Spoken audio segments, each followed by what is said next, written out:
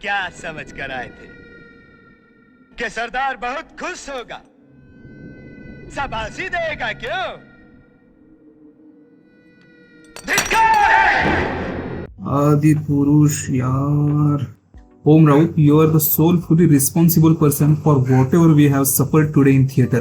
आपने कहा ये मूवी थिएटर के लिए बनी है, 3D के लिए बनी है, so don't make any judgment after watching it on small screen. जब आपने ये बोला तब एक कंफ्यूजन था दिमाग में कि आप ऑडियंस को शायद भोला समझ रहे हैं, लेकिन आज पता चला कि आप ऑडियंस को भोला नहीं बल्कि समझ रहे थे चूत।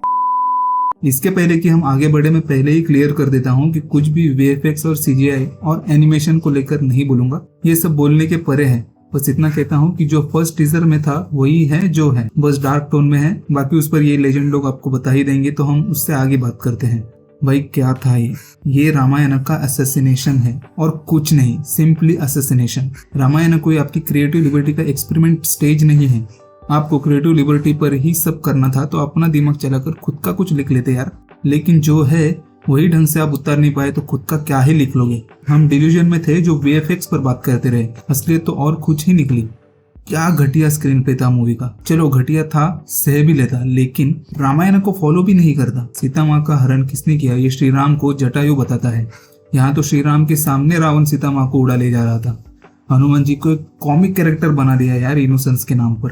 रावण अपने महल को स्वर्ण महल कहता है, जो कि कहीं से भी स्वर्ण महल लगता नहीं है। रावण का कोई दरबार नहीं है। रावण साइफाई वेल्डिंग मास्क पहनकर खुद अपने हाथ से हथियार बना रहा है, और जबकि वो हथियार अपने मायावी शक्ति से जनरेट कर लेता है, तो फिर वो हथियार बना क्यों रहा था। लंका में सब प्रॉपर स्टाइल वाले हेयर कट रखे हुए हैं, सबकी वेल शेप बियर्ड है, बस डीजे चला दो, दो शॉट्स लगाकर सब झूमने लग जाएंगे। सारी दासियां लो कट स्ट्रैपलेस ब्लाउज पहनकर सेक्सुअलाइज कपड़े पहनकर घूम रही है। किसी के सर पर मुकुट नहीं है। सत्ता की गद्दी के बाद मुकुट ही था जो एक राजा को राजा बनाता था। मुकुट का मान सम्मान था। सर कट जाते थे लेकिन मुकुट का मान रखा जाता था। और यहाँ मुकुट तो है ही नहीं, ऊपर से मेघनाथ का फुल बॉडी टैटू और वो क्विक सिल्वर बना भाग रहा है। 70% मूवी अंधेरे में हुई है। सुबह तो बस 2 या 3 बार ही हमें दिखी। शायद उस टाइम पे सब काम शाम के गोल्डन आवर में और या फिर रात में ही होते होंगे। शायद की हुई गलतियां छुपाने के लिए मूवी का पूरा टोन बदल दिया। जैक स्नाइडर से भी ज्यादा डार्क टोन हो गई। जहाँ जहाँ VFX एनिमेशन जर्की है वहाँ एकदम से कट कर दिया, या फिर जहाँ कट करना पॉसिबल नहीं है वहाँ ब्लैक स्मोक डालकर उसे कवर कर लिया। 3D मूवी है लेकिन 3D का कहीं कोई कुछ फील नहीं है, क्योंकि डार्क टोन की वजह से फोरग्राउंड और बैकग्राउंड सेपरेट हो ही नहीं पाते, तो फील कैसे आएगी। इतना अंधेरा है मूवी में कि जब जब ब्राइट सीन आता था तो राहत की सांस निकल रही थी, मेरी भी और बाकी ऑडियंस की भी। अजय अतुल जी ने इतना बढ़िया जय श्री राम का सॉन्ग दिया, लेकिन उसे भी ठीक से यूज नहीं कर पाए। VFX की कमी, भद्दे CGI कैरेक्टर, वर्स्ट डबिंग, सब कुछ सह लेते लोग, बट डायलॉग भाई वो क्या था। रामायण के एडेप्टेशन है और उसमें एक भी याद रखने लायक डायलॉग नहीं। याद रहते तो बस क्रिंज डायलॉग, बुआ का बगीचा जली ना, तेरे बाप का दिल है तो जलेगी भी तेरे बाप की, एक्सेट्रा एक्सेट्रा। मैं आज तक समझ रहा था कि यार कुछ तो अच्छा होगा, कुछ तो ऐसा होगा जो लोग अपने साथ लेकर थिएटर से बाहर निकले, लेकिन लोग साथ में क्या लेकर निकल रहे थे भाई? हंसी। भाई हंस रहे थे लोग, हंस रहे थे हनुमान जी के बातों पर और हंस रहे थे ओवरऑल मूवी पर। इतना दर्द हुआ क्या बताऊं।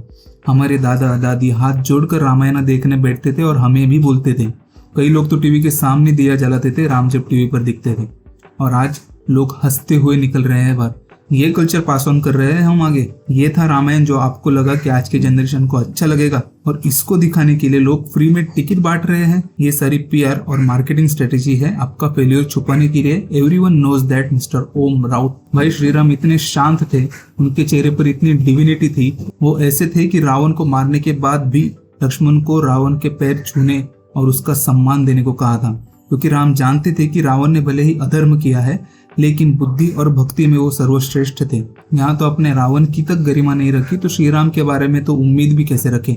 भाई रावण को तो पटाखे की तरह फोड़ दिया इन्होंने, बस दशहरे का फील लाने के लिए खड़े रावण को जगह पर फोड़ दिया। रावण ब्राह्मण था लेकिन युद्ध तिलक लगाने से मना कर दिया। और रावण का मसाज वाला सीन क्या था, क्या मोटिव था, क्या जताना और क्या दिखाना चाहते थे ओम राउत। मतलब एक विलन को विलन दिखाने के लिए इतनी हास्यास्पद बातें आपको दिखानी पड़ रही है, तो आप सोच सकते हैं।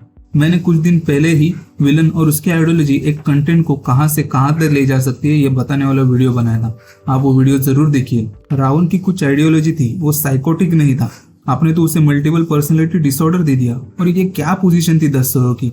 भाई कौन अप्रूव कर रहा था ये सब? एक का दिमाग खराब हो सकता है, लेकिन इतनी बड़ी टीम है और सबने अप्रूवल दे भी दिया। ना ढंग का कैरेक्टराइजेशन है, ना डायलॉग है, सॉन्ग्स का सीन के साथ कोई कनेक्शन नहीं है, लंका लंका नहीं है, रावण रावण नहीं है। यार मैंने पहले भी कहा था कि मेकर्स ने ये गलती कर दी कि उन्होंने हमारे इतिहास को बस एक कहानी के रूप में देखा। इतिहास समझते तो शायद इतिहास के साथ छेड़छानी नहीं करते। पैसे देकर आप भीड़ इकट्ठी कर सकते हो, पीआर आर्मी खड़ी कर सकते हो, ट्रेन चलाकर आवाज दबा सकते हो, लेकिन भक्ति का निर्माण नहीं कर सकते। उसके लिए आपको एक भक्त की तरह दिल छूने वाली निर्मित करनी पड़ती है। मेरी मानो तो मत देखो भाई मूवी, वो ह्यूमिलिएशन सहा नहीं जाता और मैं दिल से चाहता हूँ कि इनका नुकसान हो। अगर आगे कुछ अच्छा बनते हुए देखना है तो इन्हें डुबाना पड़ेगा।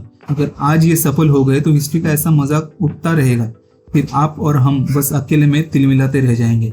I am so much disappointed और काफी दुख हो रहा है। शांत होने पर एक डिटेल वीडियो लाऊंगा हिस्टोरिकल मिस्टेक्स को लेकर, उसे देखने के लिए सब्सक्राइब कर दीजिए। See you in the next one. जय श्री राम।